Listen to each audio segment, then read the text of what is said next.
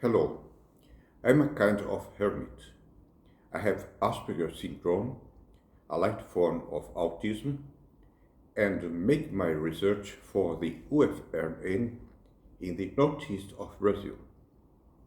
This means that even if I can make the bread, I will not be any good at selling it. Anyway, I feel I need to do something to promote my work since I find it, unfortunately, of utmost importance. The book How Do Proper Names Really Work brings, in my humble view, a real progress. A real progress to the field of philosophy of language, since it contains a theory of reference able to solve the stalemate between internalist referentialist theories of reference and internalist descriptivist theories. This is made by overthrowing not only critics' causal externalist views on reference, but also serious descriptivist internalist cluster theory of reference. Since it is impossible to summarize 260 pages in a few words, I will state it in the form of 7 theses. First, the story of reference theory since Stuart Mill was the victim of simplistic and systematically distorted interpretations.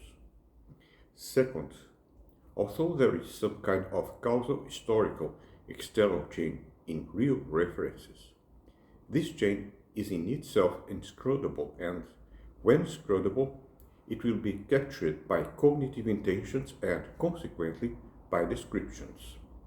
Hence, causal historical theories are circularly dependent on cognitively loaded descriptions in order to achieve any explanatory power. A consequent referentialism would be condemned to a petitio principii. The main problem of developed cluster theories is that the bunches of descriptions are disordered. We need a meta rule and variants enabling us to order clusters of descriptions in ways that allow us to form identification rules. These identification rules will decide the different combinations of descriptions, allowing the proper names application in any possible world where it has appeared. The meta rule can be found by an Austinian method of consulting encyclopedias, added with those experiments. This is what makes proper names rigid designators. In this way, we arrive at the right distinction between proper names and descriptions. Descriptions are only accidental when associated with proper names as parts of their clusters. When this association cannot be found, descriptions turn into rigid designators. Usually, only some privileged speakers know the full identification rule.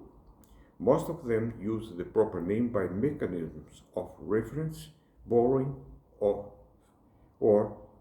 reference borrowing, or parasitic reference. By means of such rules, all relevant counterexamples and objections against the descriptivism presented by Kripke, Donella, and others are convincingly answered. 6. Flake's problem of different senses of terms in identity sentences is also fully explained by turning senses into identification rules. 7.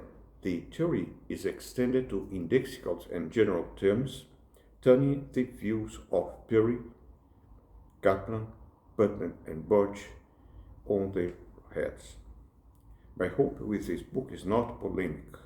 I intend to set new bases for theories of reference, fostering innovative research in the development of a neo-descriptivist, cognitivist final theory.